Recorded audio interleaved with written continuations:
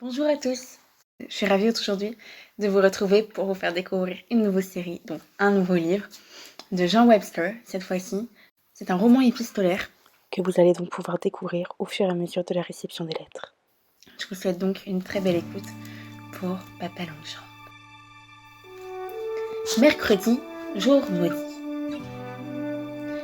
Le premier mercredi du mois était un jour parfaitement abominable, qu'on attendait dans l'horreur, qu'on supportait avec courage et qu'on se hâtait d'oublier. Ce jour-là, les parquets devaient être impeccables, les chaises sans un grain de poussière, les lits sans appli. 97 petits orphelins, se tortillant comme des vers, devaient tour à tour être nettoyés, peignés et boutonnés dans leurs blouses de Vichy fraîchement empesées. 97 petits auxquels il fallait rappeler les bonnes manières, en particulier qu'on devait dire « oui monsieur »,« non monsieur », chaque fois qu'un membre bienfaiteur leur adressait la parole. C'était une pauvre journée pénible qui reposait entièrement sur les épaules de la pauvre Jerusha Abbott, l'aînée de l'orphelinat. Mais ce mercredi-là, comme tous ceux qui l'avaient précédé, arriva pourtant à son terme.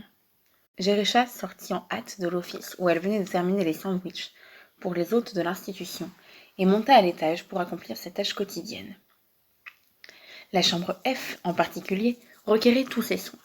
Là, 11 petits bambins, de 4 à 7 ans, occupaient une rangée de 11 petits lits.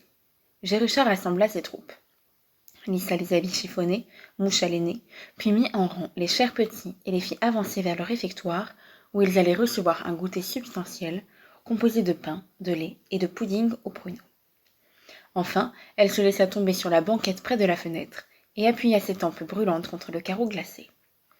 Debout depuis 5 heures du matin, elle n'avait cessé d'exécuter les ordres de chacun, réprimandée et houspillée tout au long de la journée par une directrice acariâtre.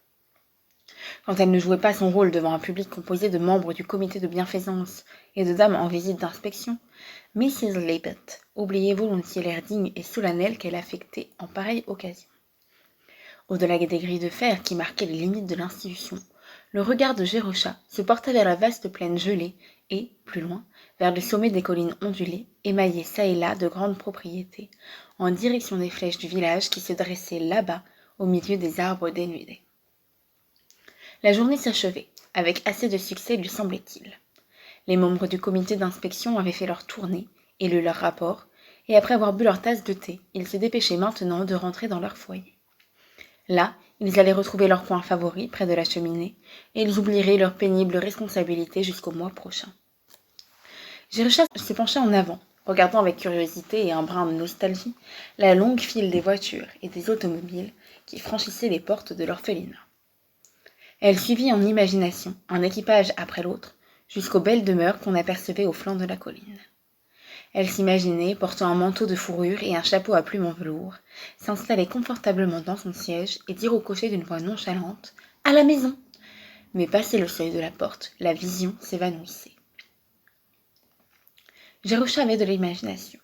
Une imagination qui lui jouerait des tours si elle ne prenait garde, lui avait dit Mrs. Lippett. Pourtant, aussi vive qu'elle fût, elle ne lui permettait pas d'aller au-delà du porche d'entrée des maisons dans lesquelles elle rêvait de pénétrer. Pauvre petite Jerusha, ardente et romanesque.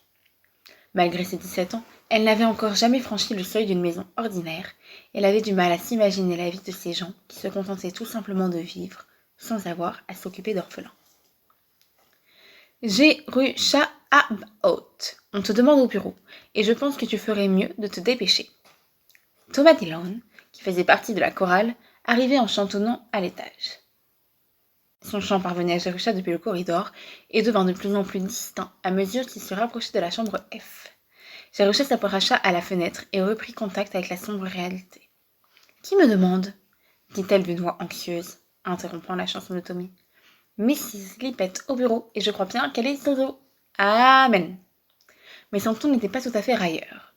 Même le petit orphelin le plus endurci n'aurait pu s'empêcher d'éprouver quelque sympathie pour la grande sœur prise en faute qu'une directrice mécontente faisait appeler au bureau.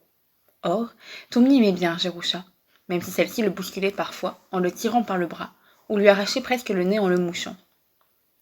Jerusha sortit sans rature, le front barré par 2 plis profonds. Qu'est-ce qui n'allait pas se demandait-elle. Est-ce que les sandwichs n'avaient pas été coupés assez fins, ou bien avait-elle oublié des coquilles dans les gâteaux aux noix? Une des visiteuses avait-elle remarqué le trou dans la chaussette de Suzy Hawthorne, ou, comble de l'horreur, l'un de ses petits chérubins de la chambre F avait-il osé répondre grossièrement à l'un des membres bienfaiteurs. En bas, les lampes du hall n'étaient pas encore allumées, et comme elle descendait les marches, un dernier visiteur se tenait sur le seuil de la porte d'entrée, prêt à partir. Jerusha ne retint de lui qu'une impression fugitive, celle d'une silhouette démesurément longue. Le bras levé, l'homme faisait signe à une automobile stationnée au détour de l'allée. Tandis que la voiture démarrait et se rapprochait, l'éclair de ses phares projeta pour quelques secondes sur le mur du vestibule son ombre gigantesque. Grotesque, elle avait des bras et des jambes démesurés, qui couraient sur le plancher et montaient à l'assaut du mur du corridor. Elle évoquait, à n'en pas douter, un de ces énormes faucheux vacillant dans la lumière. Malgré son anxiété, Jerusha ne put retenir un brusque éclat de rire. Elle était par nature une jeune fille joyeuse, prompte à saisir la moindre occasion de s'amuser, et si l'on pouvait retirer quelque divertissement de la présence contraignante d'un bienfaiteur, voilà qui n'en était que plus drôle. Elle s'avança vers le bureau, l'esprit réchauffé par ce petit incident, et présente un visage souriant à Mrs. Lippett. À sa grande surprise, la directrice était également souriante, sinon souriante, du moins affable. Elle arborait un air presque aussi aimable que celui qu'elle accordait d'ordinaire à ses visiteurs de marque.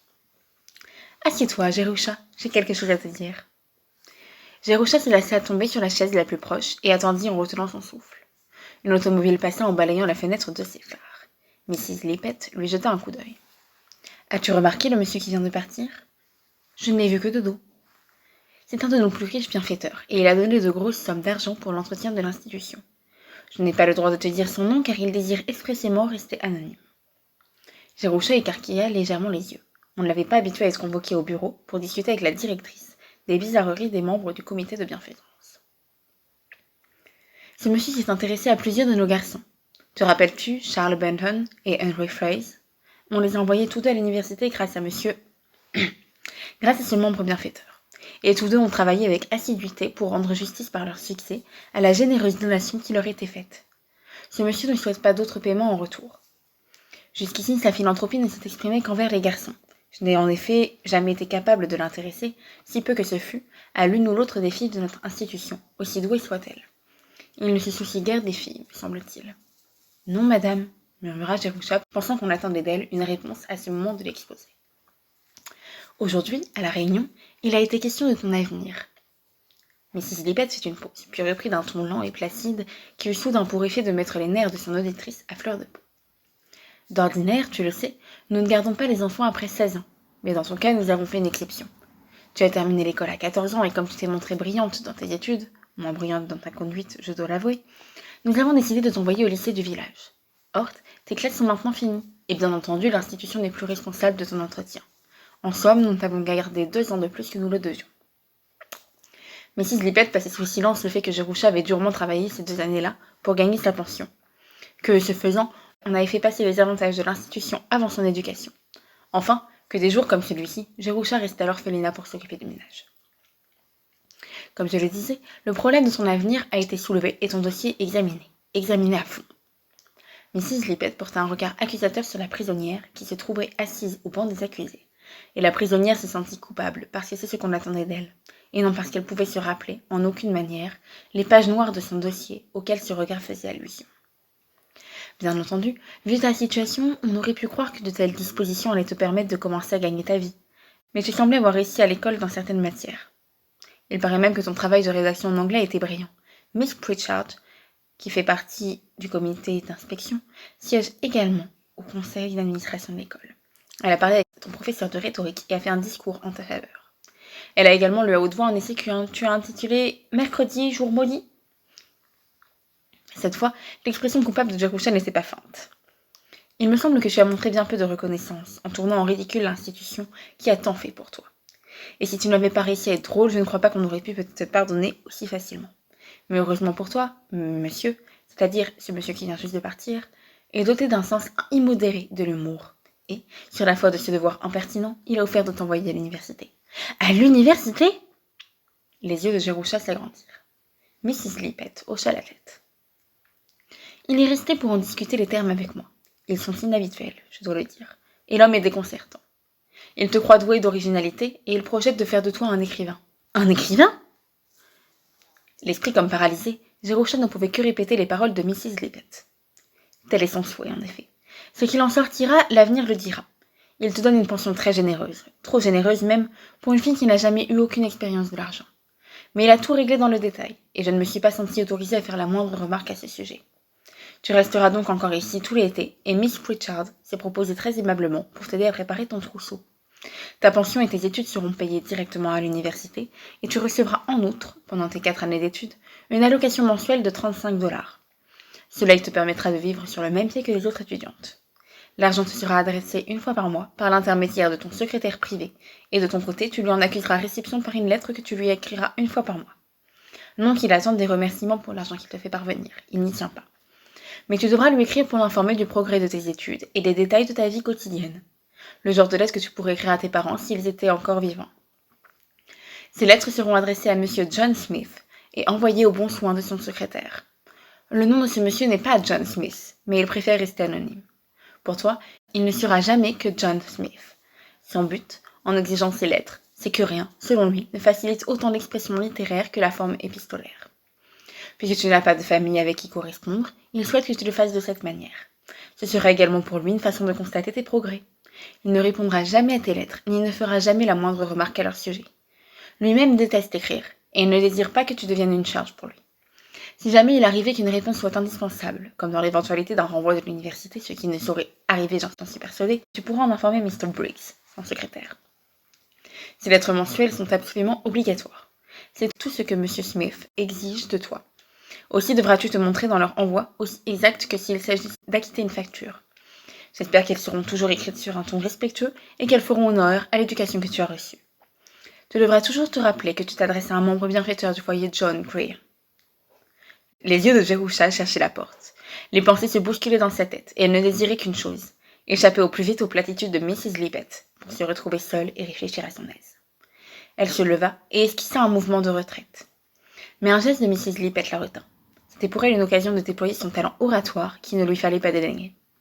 « Je crois que tu sauras te montrer reconnaissante de la grande faveur qui t'est faite. Peu de filles dans ta situation ont eu la chance de s'élever dans le monde. Tu ne dois jamais oublier. » Oui, madame, merci beaucoup. Je pense, si c'est bien tout, que je dois m'en aller. Il faut que je couse une pièce au pantalon de Freddie Perkins. La porte se referma derrière elle, laissant Mrs. Lippett bouche bée, comme suspendue, au beau milieu de sa péroraison.